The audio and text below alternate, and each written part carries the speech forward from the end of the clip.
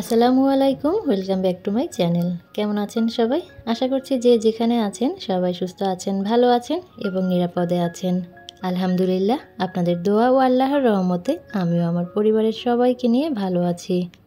আজকে ঘুম থেকে একটু দেরি করেই উঠেছি, ইচ্ছে করেই ঘুম থেকে দেরি করে উঠেছি। তো কতটা দেরি করে উঠেছি আমার বাহিরের দৃশ্য দেখে বুঝতেই পারছেন। বাহিরে কিন্তু একদমই রোদ ঝলমল করছে। তো এখন কিন্তু ঘড়ির কাঁটায় ঠিক 9টা বাজে।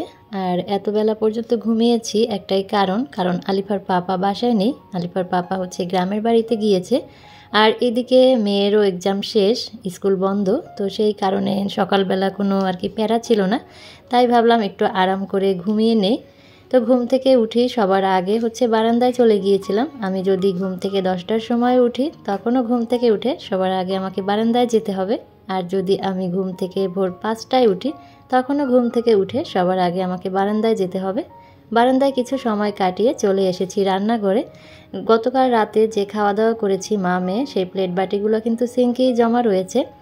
আর আমি কিন্তু প্রায় ভিডিওতেই বলেছি যে আলিফার পাপা যখন গ্রামের বাড়িতে যায় তখন আমি অনেকটাই অলস হয়ে যাই।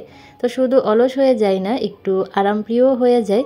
তাই যে মা মেয়ের দুটো প্লেট, দুটো বাটি, দুটো চামচ, সেইগুলোই আমি রাতে ক্লিন না করেই কিন্তু ঘুমিয়ে গিয়েছিলাম। তো কতটা আরামপ্রিয় হয়ে যায় সে বাড়িতে গেলে বুঝতেই পারছেন, সাথে সাথে কিন্তু অলসও হয়ে যায়। তো এখন যেহেতু সকালের নাস্তা বানাবো, তো সবার আগে সিঙ্কের থালাবাটিগুলো পরিষ্কার করে নিচ্ছি। রান্নাঘর পরিষ্কার করে গুছিয়ে পরিপাটি করে তারপরে রান্নাঘরে কাজ করতে আসলে কিন্তু একটু শান্তি লাগে। আর আমাদের মতো যাদের ছোট রান্নাঘর, তারা তো এলোমেলো রান্নাঘরে একদমই কাজ করতে পারে না, কারণ সেটা আসলে সম্ভবই হয় না। এতটুকু রান্নাঘরে যদি একদমই এলোমেলো থাকে তো কোথায় দাঁড়িয়ে বা কাজ করব। তো সেই কারণে সবার আগেই হচ্ছে রান্নাঘরটা ক্লিন করে নিতে হয়। তো রান্নাঘরটা আমি পরিষ্কার করে নিলাম, পরিষ্কার করে চুলাটাও পরিষ্কার করে নিলাম। পরিষ্কার করে এখন হচ্ছে আমি সকালের নাস্তাটা বানিয়ে নিব। আজকে সকালের নাস্তায় হচ্ছে পরোটা বানাবো। তো বেশি বানাবো না, দুটো পরোটা বানাবো। দুটো পরোটা বানালেই আমাদের মা মেয়ের হয়ে যাবে। তো এখানে হচ্ছে আমি হাফ কাপের মতো ময়দা নিয়ে নিচ্ছি। হাফ কাপের মতো ময়দা দিয়ে দুটো পরোটা বানাবো। আর পরোটা সচরাচর আমি তেমন একটা বানাই না, কারণ আলিফার পাপা পরোটা একদমই খেতে চায় না। ও তেলের খাবারগুলো একটু অ্যাভয়েড করে সব সময়। তো সেই কারণে দেখা যায় যে বেশিরভাগ সময় রুটি বানানো হয়। তো ও যখন এভাবে না থাকে তখনই হচ্ছে 2-1 দিন এভাবে পরোটা বানিয়ে আমরা মা মেয়ে খাই। তো আমি একটু ময়দার ভিতরে একটু লবণ আর একটু সয়াবিন তেল দিয়ে ভালো মতো মাখিয়ে নিলাম। আর এদিকে হচ্ছে একটু হালকা গরম পানি করে নিয়েছিলাম, একটা কুসুম গরম পানি। তো আমি সবসময় পরোটা বানালে পরোটার ডোটা এভাবে কুসুম গরম পানি দিয়ে করে নেই, তাহলে আর কি পরোটাটা বেলতে সুবিধা হয়। তা না হলে যেহেতু ময়দা, তো সেটা ভালোভাবে বেলা যায় না। তো সেই কারণে গরম পানি দিয়েই করে নিই। আর এই যে এখানে খুব সুন্দর একটা সফট ডো তৈরি করে নিয়েছি। এটা আমি 5 মিনিটের জন্য রেস্টে রেখে দিব। এই 5 মিনিটে আমি হচ্ছে অন্য কাজ করে নিব। 5 মিনিট যে দাঁড়িয়ে থাকবো বা বসে থাকবো সেটা না, কাজ করব। তো এদিকে হচ্ছে হাতটা ধুয়ে আমি মেজারমেন্ট কাপটাও ধুয়ে নিলাম। ধুয়ে এখন আমি অফ ক্যামেরাতে কিন্তু ঘরটা ঝাড়ু দিয়ে নিয়েছি। এরপরে আমি পরোটাও বানিয়ে নিয়েছি। তো এখন হচ্ছে আমি একটা পরোটা ভেজে নিব শুধু আমার জন্য। মেয়ে যেহেতু এখনও ঘুমাচ্ছে, তো ওরটা এখন ভাজবো না। পরোটা আগে থেকে ভেজে রাখলে শক্ত হয়ে যাবে, আর ও যেহেতু ছোট মানুষ তখন আর খেতে চাইবে না। তো সেই কারণে আমি আমার পরোটাটাই ভেজে নিব।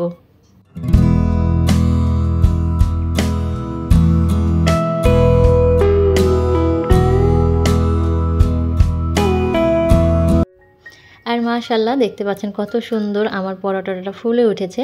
আমার হাতের কিন্তু রুটি পরোটা তেমন একটা বেশি ফুলে না। তো যখন আমি রুটি বা পরোটা বানাই, ভাজতে নেই, যখন না ফুলে তখন খুব খারাপ লাগে। আর এরকমের যখন ফুলে উঠে মাঝে মাঝে তখন কিন্তু ভীষণ ভালো লাগে আমার।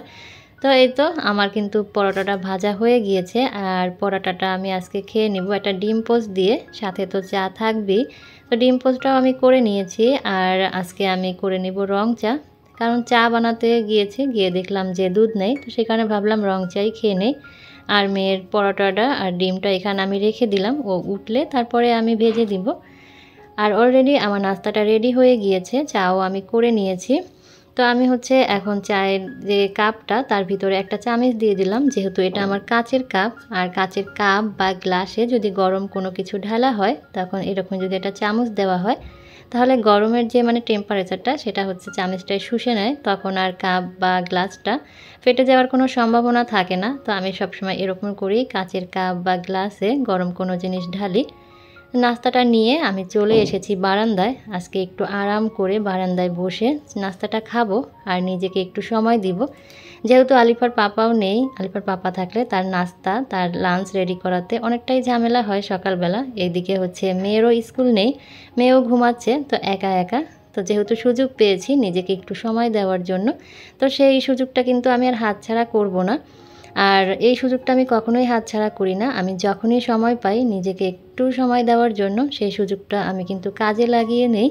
কারণ সব কিছুর পাশাপাশি নিজেকে সময় দেওয়ারও কিন্তু দরকার আছে। এটা কিন্তু সবচেয়ে বেশি দরকার। নিজে যদি সুস্থ না থাকি, নিজে যদি ভালো না থাকি, তাহলে কিন্তু সংসার, সন্তান, স্বামী কোনো কিছুর দিকেই কিন্তু মন থাকবে না। কোনো কাজ করেই কিন্তু শান্তি পাবো না বা পাওয়া যায় না। তো কথা বলতে বলতে কিন্তু নাস্তাটা করে নিয়েছি আর চা খাচ্ছি, বাহিরের আকাশটা দেখছি। অনেক সুন্দর বাহিরের আকাশটা আজকে। আসলে যখন নিজের মতো করে আকাশের দিকে তাকাই তখনই আকাশটা অনেক সুন্দর লাগে। তো এরপরে হচ্ছে মেয়ে উঠেছে, মেয়েকে নাস্তা করিয়েছি, মেয়ের ম্যাডামও এসেছিল। ম্যাডাম এসে ওকে হচ্ছে পড়িয়ে গিয়েছে। এই সময়টুকু কিন্তু আমি রেস্ট করেছি। তো এরপরে আবার লেগে গেছি কাজে। বাড়ি থেকে আসার পরে হচ্ছে কিছু কাপড় আমি ধুয়ে নিয়েছি আর কিছু কাপড় জমাই ছিল, সেগুলো ধোয়া হয়নি। মূলত যে কাপড়গুলো থেকে রং ওঠার সম্ভাবনা থাকে সেই কাপড়গুলো আমি কখনোই ওয়াশিং মেশিনে দিই না, সেগুলো আমি হাতেই কেচে নিই। কাপড়গুলো ভিজিয়ে আবারও চলে এসেছি রান্নাঘরে। নাস্তা করার পরে যে প্লেট বাটিগুলো জমেছে সেগুলো এখন ক্লিন করে নেব। আর ফাইনালি এখন রান্নাঘরটা পরিষ্কার করে নেব, কারণ রাতের আগে আমি আর রান্নাঘরে ঢুকবো না। কারণ আমার দুপুরে রান্না করাই আছে আর রাতেই রান্না করতে চলে আসব। শুধু দুপুরে একটু ভাত করে নেব ইলেকট্রিক চুলাতে। তাই একদম পরিষ্কার পরিপাটি করে আমি রান্নাঘরটা এখন ক্লিন করে নেব। তো চুলার আশপাশ এবং কি সব কিছু পরিষ্কার করে নিয়েছি। এখন ক্যাবিনেটের উপর দুটো পরিষ্কার করে নিয়েছি। আসলে ক্যাবিনেটের উপর দুটো দেখাতে আমার আর এখন ভালো লাগে না, কারণ রেক্সিন দুটো অনেক বেশি ময়লা হয়ে গিয়েছে, দেখতে খুবই বাজে লাগছে। তো সময় করে যে মার্কেটে যাব সেটাই যাওয়া হচ্ছে না। তো দেখি খুব শীঘ্রই হচ্ছে মার্কেটে গিয়ে এই ক্যাবিনেটের জন্য আমি রেক্সিন কিনে নিয়ে আসব। তো এই তো আমার রান্নাঘর কিন্তু পরিষ্কার হয়ে গিয়েছে। আর এখন আমার রান্নাঘর পরিষ্কার করে চলে আসলাম মেয়ের রান্নাঘরটা পরিষ্কার করার জন্য। মেয়ের যে একটা কিচেন হাউস আছে, সে অনেক দিন যাবতই বলছিল যে মাম্মাম আমাকে কিচেন হাউসটা পরিষ্কার করে দাও, কিন্তু আমার দেওয়াই হচ্ছিল না। ভাবলাম যে আজকে যেহেতু সময় আছে তো আজকেই পরিষ্কার করে দেই। আর দেখতেই পাচ্ছেন তারও কিন্তু হান্ডি ভান্ডি কম না, অনেক কিছু কিন্তু। তো এই যে দেখতে পাচ্ছেন কিচেন হাউসটায় কিন্তু অনেক ময়লা পড়েছে। যেহেতু এটা ঢেকে রাখা হয় না, ও আর ঢেকে রাখে না, ঢেকে রাখলেও ও রাখে না, যেহেতু প্রতিদিনই এটা বের করে খেলে। তো এটাকে আমি ক্লিন করার আগে আমি হচ্ছে ব্যাটারিগুলো খুলে নিয়েছি। আর এই কিচেন হাউসটা একদমই পাটে পাটে খোলা যায়। তো আমি সম্পূর্ণ আর খুললাম না, যতটুকু খোলা প্রয়োজন ততটুকুই খুলে নিয়েছি। খুলে নিয়ে এটাকে এখন আমি ঘষে মাজে খুব সুন্দরভাবে পরিষ্কার করে দিব। আর মেয়ে কিন্তু আমার পাশেই আছে, সে তার হচ্ছে হান্ডি বান্ডিগুলো একটু ধোয়ার চেষ্টা করছে। তো আমি হচ্ছে ঘষে ঘষে এটাকে পরিষ্কার করে দিয়েছি। আর খুব সুন্দর এই কিচেন হাউসটা। এই যে বেসিনটা দেখতে পাচ্ছেন, বেসিনের যে কলটা, এই কলটা দিয়ে কিন্তু পানি পড়ে। বেসিনে যদি পানি দিয়ে দেওয়া হয় তারপরে এই কলটা চাপ দিলেই পানি পড়ে। আর চুলাতে তো আগুন জ্বলে, সেই সাথে হচ্ছে ধোঁয়াও বের হয় চুলা থেকে। এই কিচেন হাউসটা আমি আমার মেয়ের বার্থডেতে গিফট করেছিলাম আর একটা অনলাইন পেজ থেকে আমি নিয়েছিলাম। যখন পেজে এই কিচেন হাউসটা দেখেছিলাম তখনই চিন্তা করেছিলাম মেয়েকে এটা আমি গিফট করব। তো মেয়ের জন্মদিনে এটা আমি ওকে সারপ্রাইজ দিয়েছিলাম। আর ও কিন্তু আমাকে বলেছিল যে ওর একটা কিচেন হাউস লাগবে। তো আমি হচ্ছে অনলাইন থেকে অর্ডার করে, এটা আমি অফিসের ঠিকানায় অর্ডার করেছিলাম। তো অফিসের ঠিকানায় এটা এসেছিল, আমি হচ্ছে এটা অফিসেই রেখে দিয়েছিলাম। আর ওর যেদিন বার্থডে ছিল ঠিক সেদিনকে আমি এনে ওকে সারপ্রাইজ দিয়েছিলাম। তো ও অনেক বেশি খুশি হয়ে গিয়েছিল এটা পেয়ে। তো এটা পেয়েও এখনও অনেক খুশি, এটা নিয়ে ও খেলতে অনেক বেশি পছন্দ করে। তো আমি কিন্তু অলরেডি ওর কিচেনটা ডিপ ক্লিন করে দিয়েছি। আর এখন কিচেনের যে হান্ডি ভান্ডি আছে সেগুলো ধুয়ে নিচ্ছি। আর এখানে যে ছোট ছোট কিছু ফ্রুটস আছে, কিছু জার আছে, সেগুলো এই ঝুড়িটার মধ্যে করে ধুয়ে দিলাম। এগুলো ধুয়ে এখন বারান্দায় হচ্ছে আমি পানি ঝরাতে রেখে আসছি। তো ভাবলাম যেহেতু বাথরুমে কাজ করেছি তাহলে কাপড়গুলো এখন ধুয়ে নেই। তো ভিডিওর এই পর্যায়ে এসে বরাবরের মতো ছোট্ট সেই রিকোয়েস্টটা আপনাদের করে নিচ্ছি, যারা আজকেই প্রথম আমার ভিডিও দেখছেন বা আগে থেকেই দেখেন বাট কোনো কারণে আমার চ্যানেলটি এখনও সাবস্ক্রাইব করেননি, আজকের ভিডিওর কথা এবং কাজ কোথাও কোনো অংশ যদি আপনাদের এতটুকু ভালো লেগে যায় আর আমার নিত্য নতুন লাইফস্টাইল ব্লগগুলো যদি আপনারা প্রতিনিয়ত দেখতে চান তাহলে প্লিজ আমার চ্যানেলটি সাবস্ক্রাইব করে অল অপশনটি অন করে রাখবেন। এতে করে আমি ভিডিও দেওয়ার সাথে সাথে নোটিফিকেশন পেয়ে যাবেন আপনারা। যারা অলরেডি এই কাজটি করে ফেলেছেন, আমার পাশে আছেন, সাপোর্ট করছেন, ভালো মন্দ কমেন্টস করছেন, তাদের প্রতি রইল অন্তরের অন্তঃস্থল থেকে দোয়া ও ভালোবাসা। আর প্লিজ ভিডিওতে একটা লাইক দিবেন, ভিডিওতে লাইক না দিয়ে কিন্তু কেউ বের হবেন না। আর ভিডিওর ভালো মন্দ দিক জানাতে পারেন অবশ্যই কমেন্টস করে কমেন্টস বক্সের মাধ্যমে। তো কাপড়গুলো ধুয়ে আমি বারান্দায় শুকা দিয়ে এসেছি। এরপরে দেখলাম ড্রামের চালও শেষ হয়ে গিয়েছে। বস্তায় কিছু চাল ছিল, সেগুলো আমি ড্রামে ঢেলে নিলাম। তো এগুলো দিয়েই চলবে, আর আলিফার পাপা আসলে তারপরে আবার চাল নিয়ে আসবে। তো এখন হচ্ছে আমার ডাইনিং টেবিলের ওয়ালটা ডেকোরেশন করার জন্য যে ওয়ালমেটটা কিনেছিলাম সেটাই এখন একটু মেপে দেখিয়ে দিচ্ছি, কারণ BD blogging and cooking studio channel থেকে আপু এটার মেজারমেন্টটা জানতে চেয়েছিল। তো আপুর উদ্দেশ্যে এর মেজারমেন্টটা আমি দেখিয়ে দিচ্ছি। আপু এটা চওড়ায় হচ্ছে 22 ইঞ্চি আর লম্বায় হচ্ছে 16 ইঞ্চি। আমি কিন্তু ক্যামেরার সামনেই মেপে দেখাচ্ছি। তো আপু তুমি নিশ্চয়ই বুঝতে পারছো এর মেজারমেন্টটা। তো এটা একটু ধুলা পড়েছে, এই কারণে একটু মুছে নিচ্ছি। আর এটা হচ্ছে এখন আমি ওয়ালে লাগিয়ে নিব। আর আমার ডাইনিং টেবিলের যে ওয়ালটা সেটার হচ্ছে বর্তমান এই যে এভাবে ডেকোরেশন করা, নিচে কিন্তু আমি 4টা বাঁশের যে ঢাকনা সেগুলো রাখি, তবে এখন এখানে 2টো আছে।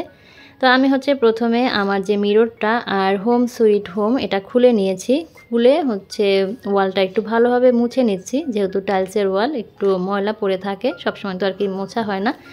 আর এখানে যে প্যারাক গাঁথা আছে সেখান থেকে একটা প্যারাক আমি উঠিয়ে নিলাম, উঠিয়ে নিয়ে একটা প্যারাক রেখে দিলাম। সেটা আবার একটু শক্তভাবে করে আবার একটু গেঁথে নিলাম, যাতে ওয়ালমেটটার ভার সইতে পারে। তো ওয়ালমেটটা কিন্তু আমি হ্যাং করে দিয়েছি অলরেডি।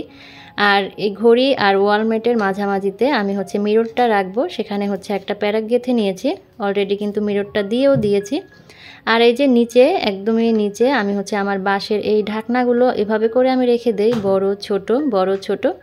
আর পাশে 2টো কুলো ছিল, সে 2টো আমি নামিয়ে নিয়েছি, নিয়ে এখানে হচ্ছে হোম সুইট হোমটা দিয়ে দিয়েছি। তো কেমন হয়েছে আমার এই ওয়াল ডেকোরেশনটা অবশ্যই আমাকে কমেন্টস করে জানাবেন। তবে ওয়ালমেটের পাশে মিররটা দেওয়াতে বেশি ভালো লাগছে, আমার মনে হচ্ছে 2 পাশে 2টো মিরর থাকলে আরও বেশি ভালো লাগবে। তো চিন্তা আছে আমি এই রকমের আরেকটা মিরর এনে কালার করে তার পাশে রেখে দিব। তো 2 পাশে 2টা মিরর থাকবে আর মাঝখানে ওয়ালমেটটা থাকবে, তাহলে মনে হয় বেশি ভালো লাগবে। আর দেখতেই পাচ্ছেন ঘড়িতে কিন্তু অলরেডি দুপুর 1:40 বেজে গিয়েছে। তো কেমন লাগছে আমার এই ওয়ালটা অবশ্যই কিন্তু আমাকে জানাবেন। আর নিচে কিন্তু আমি আমার বাঁশের ঢাকনাগুলো রেখেছি, এগুলো আমার অনেক বেশি পছন্দ, তাই এগুলো আমি এভাবেই এখানে সাজিয়ে রাখি। আসলে বেতের বাঁশের এই যে ঝুড়ি তারপরে ঢাকনা কুলো এগুলো আমার খুব ভালো লাগে সব সময়ের জন্যই। আর এদিকে হচ্ছে মেয়ের কিচেনটাও শুকিয়ে গিয়েছে, মেয়ে নিজেই তার কিচেনটা আবার নতুন করে সাজিয়ে গুছিয়ে নিয়েছে। তো আপনাদের সাথে একটু শেয়ার করি তার কিচেনটা। তো এই যে সে কিন্তু অলরেডি ডিম পোস্ট করছে আর সব কিছু সে নিজের হাতেই সাজিয়ে গুছিয়ে নিয়েছে। তো কেমন হয়েছে আজকের ভিডিও অবশ্যই জানাবেন। আজ এ পর্যন্ত, সবাই সুস্থ থাকবেন, ভালো থাকবেন, দেখা হবে নেক্সট ভিডিওতে। আল্লাহ হাফেজ, আসসালামু আলাইকুম।